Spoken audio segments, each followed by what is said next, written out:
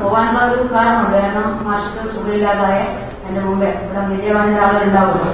ഞാൻ എന്റെ മാഷത്തിന് സുഖമില്ലാന്ന് പറഞ്ഞിട്ട് കഴിഞ്ഞ മാസം നവംബർ 7-ാം തീയതി ഞാൻ മെഡിക്കൽ കോളേജിൽ പോയിട്ടുണ്ടായിരുന്നു. സുഖമില്ലാതായിട്ട് പോയതാണ്. അതുകൊണ്ട് അതിന്റെ ഒരു വിഷയം കൂടി എന്തായെന്ന് അറിയാൻ വേണ്ടി ആണ് ഞാൻ തിരക്ക് പിടിച്ച് ഈ കമ്മിറ്റിയുടെ ഇടയിൽ അവിടെ പോയത്. ഞാൻ വീട്ടിൽ നിന്ന് ഇറങ്ങുമ്പോൾ രാവിലെ ഒന്നും എനിക്ക് ഒരു ചാനൽ നോക്കാൻ സമയം കിട്ടാറില്ല. ഞാൻ ചാനലൊന്നും നോക്കിയിട്ടല്ല ഞാൻ ഇറങ്ങാറ്. ഞാനൊരു വാർത്തയും അറിഞ്ഞിട്ടില്ല. അവിടെ നിന്ന് ഞാൻ ഇറങ്ങുമ്പോൾ മനോരമ ചാനലിന്റെ ഉണ്ടോ എന്ന് എനിക്കറിയില്ല. അങ്ങനെ ജയിലിൽ ഇറങ്ങുമ്പോൾ ഞാൻ ജയിലിൽ പോയി 11 മണിക്ക് ശേഷമാണ് ഞാൻ ഒരിക്കലും ഞാൻ സമയം എത്ര സമയം ഞാൻ ചെലവഴിച്ചൊന്നും നോക്കാറില്ല. ഞങ്ങളുടെ കൂടെ ഞങ്ങൾ സംസാരിച്ച് ഞങ്ങൾ ഇറങ്ങാറാ പറ്റുള്ളൂ. എത്ര സമയം എടുത്തു എന്നൊന്നും എനിക്ക് ഓർമ്മയില്ല.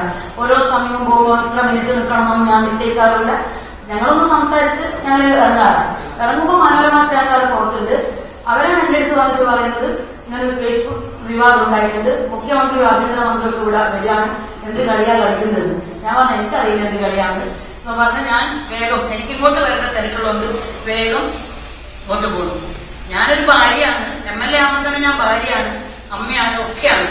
എന്റെ പൊതുപ്രവർത്തനം എന്ന് പറയുന്നത് ഏകദേശം എന്റെ വയസ്സോളം തന്നെ എന്റെ പൊതുപ്രവർത്തനത്തിനും പ്രായമുണ്ട്. എന്റെ വീട് അങ്ങനെ ഒരു വീടാണ്. അതുകൊണ്ട് തന്നെ പ്രായം ഓർമ്മ വെച്ച കാലം മുതൽ പൊതുപ്രവർത്തനം നടത്തുന്നതാണ്. 10 വർഷമായി 10 വർഷം ഞാൻ പഞ്ചായത്ത് പ്രസിഡന്റ് ആയിരുന്നു. ഇപ്പം MLA ആണ്. ഈ പൊതുപ്രവർത്തന കാലത്തിനിടയിൽ ഏതെങ്കിലും ഒരു ആക്ഷേപം എന്തെങ്കിലും ഒരു രീതിയിൽ എന്റെ വ്യക്തിപരമായി ഞാൻ MLA സ്ഥാനം അല്ലെങ്കിൽ പഞ്ചായത്ത് പ്രസിഡന്റ് സ്ഥാനം ദുരുപയോഗപ്പെടുത്തിയെന്ന് പറഞ്ഞുകൊണ്ട് ഒരു ആളുകളും ഒരു പാർട്ടിക്കാരും എനിക്ക് നേരെ പറഞ്ഞില്ല. ഇപ്പം മോഹൻ മാഷ ജയിലായിട്ട് 1 മാസവും 1 കൊല്ലവും 7 മാസമായി. ഇതിനിടയിൽ ഞാൻ എന്റെ എല്ലാ പൊതുപ്രവർത്തനവും ഞാൻ നടത്തേണ്ട എല്ലാ MLA എന്നുള്ള നിലയിലുള്ള പ്രവർത്തനം, അതുപോലെ തന്നെ എന്റെ നാട്ടിൽ നടത്ത എല്ലാ പ്രവർത്തനം അതെല്ലാം കൃത്യമായി ഒരാക്ഷേപവും ഇടവരാത്താത്ത വിധം, അതുപോലെ തന്നെ എന്നെ ആക്രമിക്കുന്ന ആർക്കെതിരായി ഒരു രീതിയിലുള്ള മറ്റ് MLA പണിക്ക് കോട്ടത്തട്ട ലോകത്തിൽ ഒന്നും ചെയ്തിട്ടല്ല ഞാൻ പൊതുപ്രവർത്തനം നടത്തുന്നത്. അത്തരം ഒരു ആൾക്കെതിരായി ഒരു വ്യക്തിക്കെതിരായിട്ട് ഇങ്ങനെ മാധ്യമ ഹത്യ ചെയ്യാൻ മാത്രം എന്ത് കുറ്റാണ് ഞാൻ ചെയ്തിട്ടുള്ളത്? ഞാൻ ഇന്നലെ മീഡിയ വന്നാല് എന്നെ വിളിച്ചപ്പോ ഞാൻ ചോദിച്ചു, ഒരു ചായ കുടിക്കാൻ എന്തിനാ പോയത്? ആശക്കന്ന് ഡോക്ടർ പറഞ്ഞു ബാഡറിൽ വെള്ളം നടക്കണം, സ്കാൻ ചെയ്യുന്നതിന് മുമ്പ് സ്കാൻ ചെയ്തതിന് ശേഷം അങ്ങനെ വെള്ളം അന്ന് ഞങ്ങളുടെ കൂടെ വേറെ ഉണ്ടായിരുന്നില്ല. മാഷ് വെള്ളം പാടുന്ന അവിടെ പോയത്. 2 പോലീസുകാരെ നടുവിലിട്ടിട്ടാ മാഷ കൊണ്ടുപോയത്. അവിടുന്ന് ഞാൻ അവിടെ പോയി എനിക്ക് ഇവിടെ ഞങ്ങളുടെ സെമിനാർ നടക്കുകയായിരുന്നു. ആ സെമിനാറിലേക്ക് വരാൻ വേണ്ടി ഇതുപോലെ തന്നെ തിരക്കിട്ട് ഞാൻ പോരാൻ നോക്കുവാണ് ഈ മീഡിയ വണ്ണിന്റെ ചാനലായിരുന്നു. അപ്പോ എന്താണെന്നാരോ ചോദിച്ചു. അപ്പോ ഞാൻ ചായ കുടിക്കാൻ വന്ന സമയത്ത് ഇത് വാർത്തയാക്കാൻ വേണ്ടിയൊന്നുമില്ല, വെറുതെ ഒന്ന് ചായ കുടിക്കാൻ വന്ന സമയത്ത് എടുത്താന്ന് അവര് പറഞ്ഞു. ഞാന് ഒരു MLA എന്നുള്ള നിലയ്ക്ക് എനിക്ക് എന്റെ ഭർത്താവിനെ കാണാൻ പോകാൻ പാടില്ലേ. നിയമപരമായിട്ട് പറ്റാത്തതാണെങ്കിൽ ഞാൻ പോകില്ല, ഭർത്താവാണെങ്കിൽ ഞാൻ പോകില്ല. പക്ഷെ നിയമപരമായിട്ട് എന്റെ ഭർത്താവിനെ കാണാൻ പോകാം. MLA എന്നുള്ള നിലയിൽ എനിക്ക് ജയിലിന്റെ അകത്ത് പോകാൻ അധികാരമുണ്ട്. ഞാൻ ഇതുവരെ ഉപയോഗപ്പെടുത്തിയിട്ടുണ്ട്. ഇനിയും എന്നെ എത്ര കാലമോ തടയാത്തത് ആ കാലത്തോളം ഞാൻ പോവുകയും ചെയ്യും. ജയിലിൽ പോവും, കാണും. അത് മാഷം മാത്രമല്ല, എന്റെ പ്രവർത്തകർ മോൻമാഷിനി എന്റെ ഭർത്താവെല്ലാന്ന് വിചാരിച്ചു. അതേസമയത്ത് ജില്ലാ സെക്രട്ടറി അങ്ങനെ ഒരു മനുഷ്യനെ കാണാൻ എനിക്ക് പോകാൻ പാടില്ല എന്നുള്ള എന്തെങ്കിലും നിയമം ഉണ്ടെന്ന് നിങ്ങൾ ആരെങ്കിലും പറഞ്ഞാൽ ആ നിയമം ശരിയാണോ ഞാൻ നിങ്ങൾ പറഞ്ഞുകൊണ്ട് മാത്രം ഞാൻ പോവാതിരിക്കില്ല. നിയമം ഉണ്ടെങ്കിൽ ഞാൻ പോവില്ല. പക്ഷെ നിയമപ്രകാരം എനിക്ക് പോകാമെന്നാണ്. ഞാൻ പോയിട്ടുണ്ട്. പൊതുപ്രവർത്തനത്തിൽ ഇന്ന് വരെ ഒരു സത്യസന്ധതയില്ലായ്മയും കാണിക്കാത്ത ഒരു വ്യക്തിയാണ് ഞാൻ. നിങ്ങൾക്ക് ആർക്കെങ്കിലും നിങ്ങളിപ്പോ ഇവിടെയുള്ള ആളുകൾ ചിലപ്പോൾ എന്നെ അങ്ങനെ അറിഞ്ഞൊന്നും വരില്ല. അതേസമയത്ത് എന്റെ നാട്ടിലെ നിങ്ങളെ മാധ്യമ പ്രവർത്തകരോടും അതുപോലെ തന്നെ എന്റേതല്ലാത്ത രാഷ്ട്രീയക്കാരോടും ചോദിക്കുക, ഏതെങ്കിലും രൂപത്തിലുള്ള ആക്ഷേപത്തിന് വകയായിട്ടുള്ള എന്തെങ്കിലും പ്രവർത്തനം നടത്തിയിട്ടുണ്ടോ എന്ന്. അങ്ങനെ നടത്തിക്കഴിഞ്ഞാൽ അത് അപ്പൊ ഞാൻ ആ കാര്യത്തെക്കുറിച്ച് വിശദീകരിക്കും. ഒരു രീതിയിലുള്ള അത്തരം പ്രവർത്തനവും ഇന്ന് വരെ ഞാൻ ചെയ്തിട്ടില്ല. അത് ചെയ്യാൻ ഞാൻ ഉദ്ദേശിക്കുന്നില്ല. മോഹൻ മാഷെ കാണാൻ ഞാൻ ഇനിയും പോകും. നിയമം തടസ്സപ്പെടുത്തുന്ന എന്നെ തടസ്സപ്പെടുത്തുന്ന കാലത്തോളം ഞാൻ പോകും. വാർത്ത കൃത്യമായിട്ട് വന്ന് ഞാൻ നിങ്ങളോട് വിശദീകരിക്കേണ്ട 10:35 വാർത്ത വന്നു. 11:00 അതിന്റെ അകത്തേക്ക് കയറി. ഇത് കണ്ടാൽ തോന്നാ ഞാനിങ്ങനെ മാധ്യമങ്ങളിൽ വാർത്ത വരുന്നത് നോക്കി നിന്നു. ആ വാർത്ത കണ്ട ഉടനെ പുറപ്പെട്ട് എന്റെ വീട്ടിൽ നിന്ന് 1.25 മണിക്കൂർ വേണം ഇവിടെ എത്താൻ. നിങ്ങൾക്ക് അറിയാവുന്ന എനിക്കറിയില്ല, ഞാൻ കുന്നുവ പഞ്ചായത്തിലെ ഏറ്റവും റിമോട്ട് ഏരിയയിലാണ് ഞാൻ താമസിക്കുന്നത്. അവിടുന്ന് കോഴിക്കോട് എത്ര സ്പീഡിൽ വന്നാലും 1.25 മണിക്കൂർ വേണം ഇവിടെ എത്താൻ വേണ്ടി. അതിലൂടെ ഒരു ചായ കൂടി കുടിച്ചാൽ എത്ര സമയം വേണ്ടി വരും നിങ്ങൾ ആലോചിച്ചാൽ മതി. അപ്പൊ എനിക്ക് വാർത്ത കണ്ടിട്ട് ഇവിടെ അത് തടയാൻ എനിക്ക് ഞാൻ ഇന്ന് വരെ ജയിലിൽ പോയി കഴിഞ്ഞാൽ ഞാൻ മോഹൻ മാഷ മാത്രം കണ്ട്. നിങ്ങൾ പറയുന്ന ഒരു പ്രതിയെ പോലും ഞാൻ കണ്ടിട്ടില്ല. ഞാൻ കോടതിയിൽ നിങ്ങൾ പലരും ഉണ്ടാകാറുണ്ടല്ലോ. ഞാൻ മോഹൻ മാഷ അല്ലാതെ ഞാൻ വേറെ ആരെയും കാണാൻ ഞാൻ ശ്രമിക്കാൻ ഞാൻ കണ്ടതായിട്ട് പറയാൻ പറ്റുമോ? ഈ പ്രതികളൊന്നുമായിട്ട് ഞാൻ ബന്ധപ്പെടാറില്ല, ഞാൻ കാണാറില്ല. എത്ര വ്യക്തിഹത്യ നടത്താൻ മാത്രം എന്ത് തെറ്റാ ഞാൻ ചെയ്തിട്ടുള്ളത്? അതൊന്നും നിങ്ങൾ മാധ്യമത്തിന്റെ ആളുകളൊന്ന് പറഞ്ഞാൽ നിങ്ങൾ വാർത്ത സൃഷ്ടിക്കുകയും എനിക്ക് ഉറപ്പുണ്ട് മനോരമ ലേഖ എന്റെ അടുത്ത് വന്ന് സംസാരിച്ചാണ്. ആ വാർത്ത ഉണ്ടാക്കിയത് മനോരമയുടെ ആ ലേഖകനും ചാനലുകാരനാണ് എന്റെ അടുത്ത് വന്ന് സംസാരിച്ചത്. പിന്നെ അവര് തന്നെയാണെന്ന് എനിക്ക് കൃത്യമായി ഉറപ്പുണ്ട്.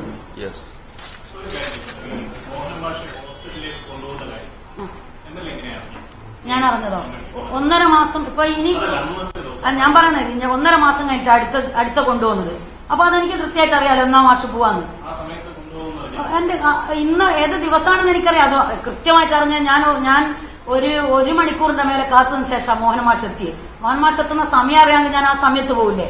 മോഹൻ മാഷ് ഇപ്പൊ 1.5 മാസം കഴിഞ്ഞ് ചെല്ലാനായി പറഞ്ഞത്. ഈ 1.5 മാസം ആവുന്ന ഡേറ്റ് എന്നാണ്, ആ ഡോക്ടർ ഉണ്ടാവുന്ന ഡേറ്റ് എന്നാന്ന് അറിയാം. ആ ഡേറ്റിന് ഞാൻ പോകും. അത്രയേ ഉള്ളൂ. കോടതിയുടെയോ അല്ലെങ്കിൽ ജയിലിൽ അത് തുടർന്നു വേണം. ഇപ്പൊ പ്രത്യേകിച്ച് മോഹൻ മാഷ് പുറത്താണ്, രാമകൃഷ്ണൻ പുറത്താണത്. ഇപ്പൊ മോഹൻ മാഷ് അങ്ങനെ കാണുന്നതിന് ഇതാണ് കോടതിയുടെയോ അല്ലെങ്കിൽ ജയിൽ അധികൃതരുടെ പെർമിഷൻ വാങ്ങിയിരുന്നു. ഞാൻ പറയാം ഇത് പോലീസ് സ്റ്റേഷന്റെ ചോദ്യം പോലെ നിങ്ങൾ പറഞ്ഞാൽ ശരിയാവും. അയാളുടെ മുഖഭാവമൊക്കെ കണ്ടിട്ട് ഒരു കുറ്റവാളി ഇൻവെസ്റ്റിഗേഷൻ നടത്തുന്നതായിരിക്കും. അല്ല ഞാൻ പറയാം ജയിലിന്റെ DGP പറഞ്ഞ് നിങ്ങൾ കണ്ടിട്ടുണ്ട്. മോഹനൻ ലതികയെ കണ്ടതിൽ യാതൊരു തെറ്റുമില്ല, ഒരു MLAക്ക് അതിനുള്ള അവകാശമുണ്ട്. ഇതിനേക്കാൾ ആധികാരികമായി പറയേണ്ടത് നിങ്ങളാണോ? അതാണ് ഞങ്ങളുടെ നിലപാട്. ഇവിടെ കേസിലെ പ്രതികളെ കോടതിയിൽ ഹാജരാക്കുമ്പോൾ, ആശുപത്രിയിൽ ഹാജരാക്കുമ്പോൾ കുടുംബാംഗങ്ങൾ പലരും കാണലും കേരളത്തിൽ ആദ്യത്തെ സംഭവമൊന്നുമല്ല. കേസും അതിൽ പ്രതികളാവുകയും രാഷ്ട്രീയ സമരങ്ങളിൽ, തൊഴിൽ സമരങ്ങളിലൊക്കെ ഇടപെട്ട് ഇത്തരം അവസ്ഥയിലാവുകയും ചെയ്ത കുടുംബങ്ങൾക്കേ ആ വികാരം മനസ്സിലാവും. പുറമേ നിന്ന് കാണുന്നവർക്ക് അത് മനസ്സിലാവില്ല. ഞങ്ങളൊക്കെ നിരവധി കേസുകളിൽ പ്രതികളാവുകയും ജയിലിനകത്താവുകയും ഒക്കെ ചെയ്തിട്ടുള്ളവരാണ്. ഇനിയും അതിന് സാധ്യതയുള്ളവരാണ്. ഇത്തരം സന്ദർഭങ്ങളിൽ കുടുംബാംഗങ്ങൾ എങ്ങനെ പെരുമാറുന്നു, അല്ലെങ്കിൽ കുടുംബാംഗങ്ങൾക്ക് എന്തെല്ലാം ചെയ്യാം, ഇതൊക്കെ നമ്മുടെ നാട്ടിൽ ചില രീതികളുണ്ട്. കോടതിയിൽ റിമാൻഡ് തടവുകാരെ കോടതിയിൽ ഹാജരാക്കുമ്പോൾ കുടുംബാംഗങ്ങൾ കോടതിയിലെത്താറുണ്ട്, അവരെ കാണാറുണ്ട്. മനുഷ്യത്വത്തിന്റെ പേരിൽ പോലീസ് അതിനൊക്കെ അനുവാദം കൊടുക്കാറുണ്ട്. ഇതൊക്കെ നിയമപരമായി 100% കറക്റ്റാണോ എന്ന് സ്കെയിൽ വെച്ച് അളന്നു നോക്കിയാൽ അതിലൊക്കെ എന്തെങ്കിലും പ്രശ്നങ്ങൾ ഉണ്ടാവാം. പക്ഷെ അതിന്റെ അടിസ്ഥാനത്തിലല്ലല്ലോ ഞങ്ങളിപ്പോ നിങ്ങളെ കാണണമെന്ന് പറഞ്ഞത്. ഇവിടെ പറഞ്ഞു പിന്നീട് ചോദിച്ചോളൂ.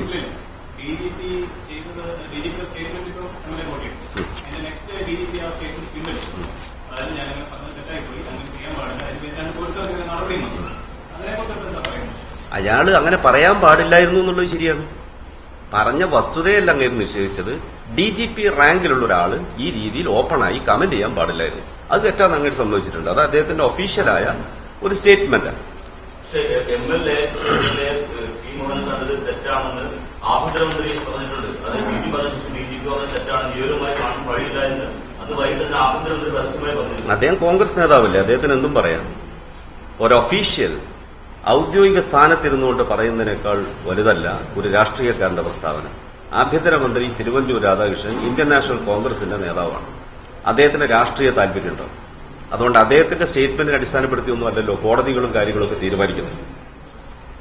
ഇവിടെ CPIM ജില്ലാ സെക്രട്ടേറിയറ്റ് എന്ന നിലയിൽ ഞങ്ങൾ ഒരു സ്റ്റേറ്റ്മെന്റ് നിങ്ങൾക്ക് നൽകുന്നുണ്ട്. ലതിക ഈ ജില്ലയിലെ പാർട്ടിയുടെ ഉയർന്ന നേതാവാണ്, ജില്ലാ കമ്മിറ്റി മെമ്പറാണ്, മഹിളാ അസോസിയേഷന്റെ നേതാവാണ്, മേപ്പയൂർ MLA ആണ്. 2ാം തവണയാണ് അവരിപ്പോൾ MLA ആയി പ്രവർത്തിക്കുന്നത്. നേരത്തെ പഞ്ചായത്ത് പ്രസിഡന്റായെന്നുള്ള കാര്യം കൂടെ പറഞ്ഞു. ഈ ലതികയെ അപമാനിക്കാൻ വേണ്ടിയുള്ള കരുതിക്കൂട്ടിയുള്ള പ്രചാരവേലകളാണ് ഒരു സംഘം മാധ്യമങ്ങൾ തുടർച്ചയായി നടത്തുന്നത്. ഇന്നലെ നടത്തിയ പ്രചാരവേലകൾ നമ്മളെല്ലാവരും കണ്ടു. ഇന്നിപ്പോ ചാനലുകളിൽ വരുന്ന വാർത്ത CCTV ദൃശ്യങ്ങളിൽ നിന്ന് ലതികയുടെ സന്ദർശനത്തിൽ ഒരു ദുരൂഹതയുമില്ലെന്ന് പോലീസിന് ബോധ്യപ്പെട്ടു എന്ന വാർത്തയാണ് ഇപ്പൊ ഇന്ന് വരുന്നത്. അപ്പോ ഒരു കാര്യത്തെക്കുറിച്ച് വ്യക്തത വരുന്നതിന് മുമ്പ് മുൻകൂട്ടി നിശ്ചയിച്ച പ്രകാരം രാഷ്ട്രീയ ശത്രുക്കളെ തേജോവധം ചെയ്യുക എന്ന ഒരു അജണ്ടയാണ് ഇവിടെ നടപ്പാക്കുന്നത്. ഇതൊരൊറ്റപ്പെട്ട സംഭവമായി ഞങ്ങൾ കാണുന്നില്ല. ചന്ദ്രശേഖരൻ വധം നടന്ന ഉടനെ ആരംഭിച്ചതാണ് ആ കേസുമായി ബന്ധപ്പെട്ട് CPIM-നെ തേജോവധം ചെയ്യാനുള്ള ശ്രമം. അന്ന് ഡൽഹിയിലായിരുന്ന മുഖ്യമന്ത്രി, കേന്ദ്ര ആഭ്യന്തര സഹമന്ത്രി മുല്ലപ്പള്ളി രാമചന്ദ്രനും സംസ്ഥാന ആഭ്യന്തരമന്ത്രി ഉൾപ്പെടെ UDF നേതാക്കന്മാർ ആ കൊലപാതകത്തിന്റെ ഇൻവെസ്റ്റിഗേഷൻ ആരംഭിക്കുന്നതിന് മുമ്പേ ആരംഭിച്ചു ഈ പ്രചാരവേല. കൊലപ്പെടുത്തിയത് മാർക്സിസ്റ്റുകാരാണെന്ന്. ഒരു സാധാരണ രാഷ്ട്രീയ നേതാവ് അങ്ങനെ പറഞ്ഞു പോയാൽ അതിലൊരു അസ്വാഭാവികത നമുക്ക് കാണാൻ പറ്റില്ല. അത് രാഷ്ട്രീയ ആരോപണം എന്നല്ലേ. പക്ഷേ ഉത്തരവാദപ്പെട്ട മന്ത്രിമാർ, ഭരണത്തിന് നേതൃത്വം കൊടുക്കുന്നവർ, നിയമം സംരക്ഷിക്കാൻ ബാധ്യതപ്പെട്ടവർ തികച്ചും നിയമവിരുദ്ധമായി പ്രചാരവേല ആരംഭിച്ചു. അവർക്ക് എന്ത് റിപ്പോർട്ടിന്റെ അടിസ്ഥാനത്തിലാണ്, ഏത് ഏജൻസിയുടെ റിപ്പോർട്ടിന്റെ അടിസ്ഥാനത്തിലാണ് അവർ പറയുന്നത്? ഇൻവെസ്റ്റിഗേഷൻ ആരംഭിച്ചില്ല, FIR ഇട്ടിട്ടില്ല, ആരാണ് അന്വേഷണം നടത്തേണ്ടത് തീരുമാനിച്ചിട്ടില്ല. എന്നിട്ടും അവർ ഔദ്യോഗിക സ്വഭാവത്തിൽ ഈ പ്രസ്താവന നടത്തി തുടങ്ങിയതാണ്. അതിന് നമ്മുടെ സംസ്ഥാനത്തെ മാധ്യമങ്ങളിൽ ഒരു വിഭാഗം അതിന് പരസ്യമായി കൂട്ടുന്നു. മന്ത്രിമാർ പറയുന്നതിന് പൊടിപ്പും തൊങ്ങലും വെച്ചു. പോലീസിൽ നിന്ന് കിട്ടിയ വിവരങ്ങൾ എന്ന തരത്തിലും ആ കാലങ്ങളിൽ നിരന്തരമായ വാർത്തകൾ പ്രചരിപ്പിച്ചുകൊണ്ടിരുന്നു. അത് സംബന്ധിച്ച് അന്ന് ഞങ്ങൾക്കുള്ള പ്രതികരണങ്ങൾ നിങ്ങളുമായി പങ്കുവച്ചതാണ്. ഒരു സംഘം മാധ്യമങ്ങൾ, മാധ്യമപ്രവർത്തകർ, ഒരു സംഘം പോലീസുമായി ചേർന്ന് എല്ലാവരും ഇതിനൊന്നും ഉത്തരവാദിയല്ല, ഗൂഢാലോചന നടത്തി എങ്ങനെയാണ് വാർത്തകൾ കൊടുക്കേണ്ടതെന്ന് മുൻകൂട്ടി തയ്യാറാക്കി. ആ കേസ് സംബന്ധമായി അവരൊരു ഫ്രെയിം അങ്ങ് തയ്യാറാക്കി. അതിൽ പ്രതികൾ, ഗൂഢാലോചനക്കാർ, സഹായികൾ, ഇതൊക്കെ മാധ്യമങ്ങളിലൂടെയാണ് ആദ്യം പുറത്തു വരിക. പിന്നെയാണ് പോലീസ് ചോദ്യം ചെയ്യാൻ വിളിക്കുക. ഇങ്ങനെയായിരുന്നു ഇവിടെ നടന്നുകൊണ്ടിരുന്നത്. അപ്പോ ലതികയുടെ പേരിൽ ഇപ്പോൾ വരുന്ന പ്രചാരവേല, ഈ കേസുമായി ബന്ധപ്പെട്ട് നടന്ന പ്രചാരവേല തുടക്കം മുതൽ ആരംഭിച്ചതിന്റെ ഒരു തുടർച്ചയായിട്ടാണ് നിങ്ങൾ കാണുന്നത്. 10:30 ഒരു മാധ്യമം വാർത്ത പുറത്തുവിടുന്നു. ഉടനെ 11:30 ലതിക ജയിലിലെത്തുന്നു. ഈ വാർത്ത പ്രസിദ്ധീകരിച്ചത് ഒരു നിസ്സാര പത്രമല്ല. മലയാള മനോരമ കേരളത്തിലെ ഒരു ലീഡിംഗ് പത്രമാണ് ഈ വാർത്ത പ്രസിദ്ധീകരിച്ചത്. 7-ാം പേജിൽ. ഈ മാസം 2 രാവിലെ 10:26 ചാനൽ ലേഖകൻ TP കേസിലെ 5-ാം പ്രതി മുഹമ്മദ് ഷാഫിയുമായി ഫോണിൽ സംസാരിച്ചത്. ആധികാരികമായ സംസാരിച്ചത്. എന്താ ഇത് സംബന്ധിച്ച് സംസ്ഥാന DGP പറഞ്ഞത്? ജയിൽ DGP പറഞ്ഞത്, ഇങ്ങനെ ഒരു സംസാരം നടന്നു എന്ന കാര്യം വിശ്വസിക്കാൻ സാധ്യമല്ല. അവരുടെ ശബ്ദം തെളിയിക്കപ്പെട്ടിട്ടില്ല എന്ന് DGP പറഞ്ഞതുപോലും ഈ പത്രം മുഖവിലക്കെടുക്കുന്നില്ല. ഈ ലേഖകൻ സംസാരിച്ചു എന്ന അവകാശവാദം സ്ഥിരീകരിക്കുകയാണ് മനോരമ. എന്ത് ശാസ്ത്രീയ അന്വേഷണത്തിന്റെ അടിസ്ഥാനത്തിലാണ് മനോരമ സ്ഥിരീകരിച്ചത്? ജയിലിനകത്തുള്ള ഒരു പ്രതിയോട് 2-ാം തീയതി രാവിലെ താൻ മൊബൈൽ ഫോണിൽ സംസാരിച്ചു എന്ന് മാധ്യമങ്ങളിലൂടെ പുറത്തുവിട്ട ഏഷ്യാനെറ്റ് ചാനലിന്റെ റിപ്പോർട്ടർ പറഞ്ഞിട്ടുള്ളത് 100% ശരിയാണ് എന്ന് മനോരമ ഏറ്റുപിടിക്കുന്നത് എന്തടിസ്ഥാനത്തിലാണ്? എന്താണ് അതിന്റെ തെളിവ്? ആ വാർത്ത സംബന്ധിച്ച് ആ ശബ്ദം പോലും അതാണെന്ന് തെളിയിക്കപ്പെട്ടിട്ടില്ലെന്നും ദുരൂഹമാണെന്നും ഈ സംസ്ഥാനത്തെ ഏറ്റവും ഉന്നതനായ ഒരു പോലീസ് ഓഫീസർ, അതും അദ്ദേഹത്തിന്റെ ട്രാക്ക് റെക്കോർഡ് നോക്കുകയാണെങ്കിൽ യാതൊരുവിധ ആക്ഷേപത്തിനും ആരോപണത്തിനും വിധേയനാകാതെ പ്രവർത്തിച്ചു പോകുന്ന ഒരു ഉദ്യോഗസ്ഥൻ, അദ്ദേഹം ഉത്തമ വിശ്വാസത്തോടെ പറയുക, അതുപോലും മുഖവിലക്കെടുക്കാതെയാണ് ഇത്തരത്തിലുള്ള നിരീക്ഷണങ്ങൾ. അപ്പൊ ഇത് കൽപ്പിച്ചു കൂട്ടിയെന്നല്ലാതെ എങ്ങനെ വിശ്വസിക്കേണ്ടത്? എന്നിട്ട് അവർ പറയുന്നു, 10:35 ചാനൽ ഈ വാർത്ത പുറത്തുവിട്ടു. 11:30 KK ലതിക MLAയും മറ്റ് 3 പേരും P മോഹനന് കൈമാറാനായി 3 കവറുകളിൽ വസ്ത്രങ്ങളുമായി ജയിലിലെത്തി. ഇത് രണ്ടും പരസ്പരം ബന്ധിപ്പിച്ചുകൊണ്ടുള്ള ഈ വാർത്ത ബോധപൂർവ്വം സൃഷ്ടിക്കാതെ വാർത്തയാവും. ലതിക എത്ര മണിക്കാണ് വീട്ടിൽ നിന്ന് പുറപ്പെട്ടത്? ലതികയുടെ വീട്ടിൽ നിന്ന്, കക്കട്ടിലുള്ള വീട്ടിൽ നിന്ന് കോഴിക്കോട് ജയിലിൽ ഒരു കാറിൽ ഓടിയെത്താൻ എത്ര സമയമെടുക്കും? ലതിക അന്ന് വീട്ടിലുണ്ടായിരുന്നു, അതല്ല കോഴിക്കോട് പാർട്ടി ഓഫീസിലായിരുന്നു. അവരുടെ മൊബൈൽ ഫോണിന്റെ ടവർ ലൊക്കേഷൻ വല്ലതും പരിശോധിച്ചിട്ടാണോ അവരുടെ ലൊക്കേഷൻ തീരുമാനിച്ചത്? ഒരു വസ്തുത എഴുതുമ്പോൾ ഒരു രാഷ്ട്രീയ പ്രവർത്തകനെ ആക്ഷേപിക്കുമ്പോൾ അതിനൊരു അടിസ്ഥാനം വേണ്ടേ? രാഷ്ട്രീയമായി ഓരോ പത്രത്തിനൊരു നിലപാടുണ്ട്. അതിന്റെ പേരിൽ ഓരോ രാഷ്ട്രീയ പാർട്ടികളെയും അവരുടെ രാഷ്ട്രീയ നയത്തെയും വിമർശിക്കാനും ആക്ഷേപിക്കാനും ഉള്ള അവകാശമുണ്ട്. അതൊക്കെ ഞാൻ അംഗീകരിക്കുന്നു. പക്ഷെ വ്യക്തികളെ തേജോവധം ചെയ്യുമ്പോൾ അതിനൊരു അടിസ്ഥാനം വേണമെന്ന് ഒരു നിർബന്ധമെങ്കിലും വേണ്ടേ? ലതിക ഈ വാർത്ത കേട്ട് അതിനുടനെ തന്നെ തെളിവ് നശിപ്പിക്കാൻ വേണ്ടി ജയിലിലേക്ക് പുറപ്പെട്ടതാണ്. രാവിലെ ഒരു 9:30 9:45 10 മണിന്റെ മുമ്പ് അവിടുന്ന് പുറപ്പെട്ടുണ്ടാവുമെന്ന് MLA ഇപ്പൊ നിങ്ങളുടെ മുമ്പിൽ പറഞ്ഞല്ലോ. വരുന്ന വഴിക്ക് ഒരു ചായ കുടിച്ചു, അങ്ങനെ അവരിവിടെ എത്തി. രാവിലെ എല്ലാവരും വീട്ടിൽ നിന്ന് ഓരോ കാര്യത്തിന് പുറപ്പെടുന്നത് ന്യൂസ് ചാനൽ നോക്കി, അന്നത്തെ ഗൃഹനില നോക്കിയിട്ടാ. ചിലരങ്ങനെയുണ്ട്, പുറപ്പെടുമ്പോൾ മുമ്പിൽ പശുവിനെ കെട്ടിയിട്ടുണ്ടോ, ഗൗളി ചെലക്കുന്നുണ്ടോ എന്നൊക്കെ നോക്കിയിട്ട് യാത്ര പുറപ്പെടുന്ന ചില സ്വഭാവക്കാരുണ്ട്. ഇനിയിപ്പം നമ്മൾ ആലോചിക്കുക, രാവിലെ ഏഷ്യാനെറ്റ് ട്യൂൺ ചെയ്ത് നോക്കിയിട്ട് വേണം പുറപ്പെടാനും. എന്തെങ്കിലും വെളിപ്പെടുത്തലുണ്ടെങ്കിൽ പുറപ്പെടാൻ പാടില്ല. അങ്ങനെയാണോ? പിന്നെ ഈ പത്രം എഴുതുക, സാധാരണ നിലയിൽ അവര് അരമണിക്കൂറൊക്കെ അതിന് മുമ്പത്തെ സന്ദർശനത്തിൽ അവിടെ ഉണ്ടായിട്ടുണ്ട്. ഇത് 10 മിനിറ്റ് എടുക്കും. ഓരോ തവണയും സന്ദർശിക്കുമ്പോൾ 30 മിനിറ്റ് ചുരുങ്ങിയത് എടുക്കണമെന്ന് ആരാ തീരുമാനിച്ചിരിക്കുന്നു? ചുരുങ്ങിയത് 30 മിനിറ്റ് എടുക്കണം.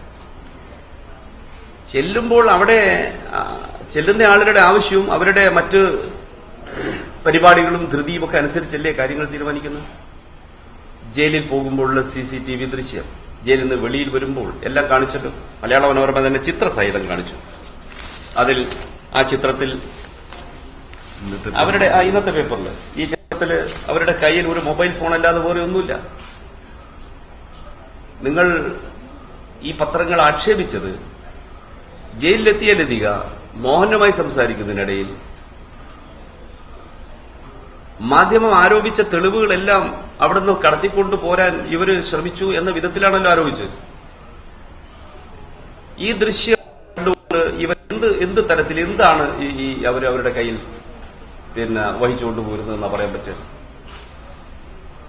ജയിൽ സന്ദർശിക്കാൻ ഞങ്ങളൊക്കെ പോകാറുണ്ട്.